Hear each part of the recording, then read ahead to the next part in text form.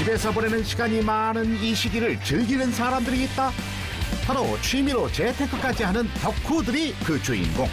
덕질이 재테크로 변신하는 현장 황금 나침반에서 만나봅니다. 첫 번째로 찾은 곳, 여기엔 어떤 덕후가 기다리고 있을지. 안으로 들어가 보니 야구를 좋아하는 사람들이 모여 신나게 배팅 연습 중인데, 그럼 이번 덕질은 야구하고 관련된 거구나. 저희 그거랑 보러 가시죠. 그거 보러 가자. 그거 보러 가자. 잠깐만요. 아니 네. 그거 보러 가신다는데 뭘 보러 가신다는 거예요? 여기 2층에 네. 좀 엄청난 게 좀 많아요. 그 위에 올라가시면 완전 네. 박물관이에요. 한번 올라가 보시죠. 박물관이요? 네. 이들이 말하는 박물관의 정체는 무엇일지. 발길 따라간 곳에는 어머나 이기다 먹고, 문을 들어서면 야구 박물관에 온 듯한 착각을 불러일으키는 곳. 여기가 직접 모은 야구 애장품을 위해 따로 마련한 방이라는데, 배팅하러 왔다 구경만 잔뜩 하게 된다는 마성의 공간. 그런 거 몇 개나 있는데. 여기는 지금 글러브가 한 200~300개 정도 있는 것 같고 레어템들이 많이 있어요. 부럽습니다. 이게 다 날이면 날마다 볼 수 있는 평범한 글러브들은 아니라는데, 이 야구 용품을 모으는 오늘의 덕후는 안녕하세요. 네, 안녕하세요. 야구를 사랑하고 10년째 야구용품 수집을 하고 있는 야구용품 덕후 박혜연입니다. 10년째 야구용품 수집에 푹 빠졌다는 이분. 야구에 대한 동경이 야구용품 수집까지 이어졌다는데, 이 중에서도 가장 애지중지한다는 글러브는 바로 이것. 친구가 네네. 그 식당을 하고 있어요. 네. 박찬수 선수인 것 같아요. 제가 봤을 때는. 네네. 근데 고마우니까 글러브를 줬는데 친구가 누가 이제 야구 선수가 글러브를 줬다 자기를. 근데 자기는 이제 야구도 안 하니까 네가 이거 갖고 가라 필요하면 해서 이제 받았는데 120만 원이 넘는 고가였던 거죠. 글로브 하나가요? 네. 영원한 코리안 특급 박찬호 선수. 그가 직접 착용한 글러브를 운 좋게 얻게 되면서 본격적인 수집을 시작했다는데, 보기만 해도 그냥 좋아요. 뭐 복권에 당첨된 것처럼 뭔가 되게 기분이 희열을 느끼면서 이거 친구한테 밥 한번 사야겠구나 그런 이제 감정을 느꼈죠. 글러브 하나하나의 즐거운 추억은 덤으로 따라온다는데, 이어서 소개하고 싶은 애장품은 무엇일지. 이것 또한 예사롭지 않은데. 김강현 선수가 이제 한국 프로야구에서 100승했을 때 29개를 제작을 해서 경매를 했어요. 그때 당시에 이제 100만 원씩 경매를 했었거든요. 네네. 그래갖고 16번째 제품이고 1번 첫 번째 제작된 거는 김강현 선수가 직접 사용을 한다고 하더라고요. 메이저리그에서 두 번째 시즌을 맞이하는 김광현 선수와 관련된 애장품. 글러브에 이어 다양한 용품들도 눈에 띄는데, 사인볼에 이어 신발까지? 29번일 때 마지막으로 신었던 스파이크예요, 이게. 세인트루이스 계약을 하고 33번으로 배번이 바뀐 거예요. 아마 김강현 선수가 계약하고 네. 거의 저한테 처음으로 해준 이 33번 사인볼이죠. 이어서 소개할 글러브의 주인공은 메이저리그 데뷔를 앞두고 있는 김하성 선수. 등번호 7번으로 무던히 땀 흘리던 그의 모습이 그려지는데, 제가 또 야구선수 또 친한 지인한테 부탁을 너무 사정사정 계속 1년 내내 전화해서 네. 뺐다시피 해서 이제 한 거죠. 네. 집에 소장하고 있는 야구 용품을 다 합치면 좋기 5천여 점은 넘는다는데, 그 열정 칭찬해. 더 모아서 박물관을 하면 더 많은 사람들이 보고 좋아하지 않을까. 그래서 최종 목표는 미니 박물관을 한번 또 열어보는 게 제 최종 목표입니다. 손에 맞게 글러브를 길들이는 작업을 도와주며 야구 선수들과 친분을 쌓았다는데, 그러면서 조금 더 수월하게 야구 용품을 수집할 수 있었다고. 스타 플레이어가 직접 썼던 그런 제품이기 때문에 인기가 상당히 다른 제품보다 많습니다. 이외에도 한정판이나 단종 글러브도 모으고 있다는 덕후. 재테크 목적은 아니었지만 모으다 보니 어느새 가치 또한 높아졌다는 취미 생활. 생산이 일단 중단이 되면 그게 값어치가 희소성이 쭉 올라갑니다. 값어치 있는 제품들을 좀 갖고 와서 오래 묵혀두고 되팔면 수익이 발생하는 거잖아요. 팬심과 미래를 위한 투자로 즐거운 취미 생활을 꾸준히 이어가고 있다는 박혜연 씨. 글러브뿐 아니라 야구 배트나 헬멧도 재테크 수단 중 하나라고. 인터넷에 산다고 하면 되게 싼데 여기에 이제 사인이 다 돼 있고 실제 선수가 1년을 썼던 제품이기 때문에 네, 실제 판매되는 금액보다도 더 프리미엄이 많이 붙게 되는 거죠. 네. 갖고 싶은 물건이 뜨면 전국 어디든 간다. 이 유니폼 또한 꼭 소장하고 싶은 이유가 있었다는데, 응? 아니 저 이 눈에 띄는 구멍은 뭐예요? 오히려 이렇게 상처가 바지에 이렇게 구멍이 나고 한 제품은 네. 진짜 입었다는 그런 실제 증거이기 때문에 이런 게 오히려 더 값어치를 더 많이 한다고 생각을 합니다. 아, 그런 거. 네, 그럼요.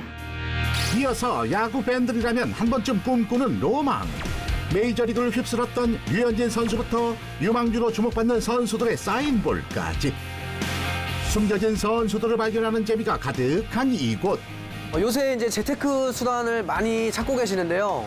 저처럼 이렇게 취미 생활도 즐기고 수집도 해가면서 이제 소소한 재미를 느껴가면서 재테크를 하면 더 좋은 재테크 수단이 될 것 같습니다.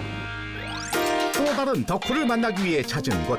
조용한 동네 골목에 자리 잡은 이곳은 그 옛날 게임 가게를 연상시키고 들어간 곳에는 온라인 게임에 밀려 자취를 감췄던 게임팩과 게임기들로 가득한데 어우 옛날 생각난다. 안녕하세요. 네, 안녕하세요. 아, 여기 뭐가 엄청 많은데 여기 뭐 하는 곳이에요? 여기는 게임 판매점이고요. 네. 옛날 게임들을 위주로 해서 주력으로 팔아요. 옛날 게임들이요? 네네.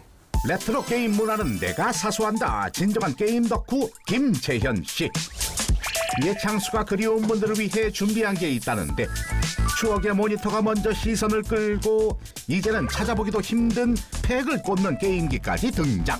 오셨으니까 네. 제 레트로 게임이 어떤 건지 한번 보여드릴게요. 아, 게임을요? 네네네. 25년도 더 넘은 게임을 보여준다는데 아니 이건 사장님, 이거 길거리 싸움꾼 아니에요? 네, 맞아요.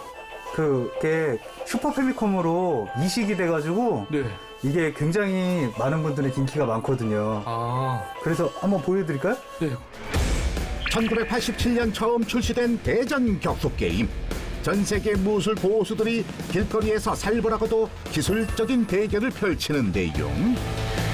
게임팩을 넣는 순간 꼬깃꼬깃한 지폐를 손에 꽉 쥐고 오락실에 가던 학창시절의 아련한 추억이 샘솟는다. 어렸을 때는 좋아해서 많이 했었는데 네네. 이제 직업이 되다 보니까 많이 할 시간은 없네요. 중학생 때부터 하나둘씩 모으다 보니 어느새 컬렉션을 해도 될 정도로 그 양이 어마어마해졌다는데 이게 다 직접 모은 것들. 매장 한 개 분량으로 몇만 개 정도는 있고요. 네. 그리고 아무래도 물건이 비면 안 되니까 네. 매장 하나 정도 더 차릴 물량은 항상 갖고 있어요. 아, 그 정도예요? 네, 대략적으로 아마 1, 2억은 기본적으로 되지 않을까 싶어요. 점점 사라지는 취미 생활을 지키고 싶다는 일념으로 매장까지 운영하게 됐다는데 그 중에서도 소장 가치가 높은 게임은 따로 보관해놨다고. 이게 바로 그 주인공.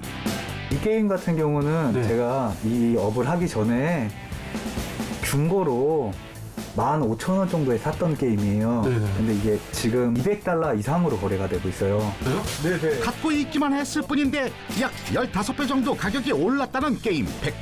이렇게 재테크가 되는 게임팩은 셀 수 없이 많다고.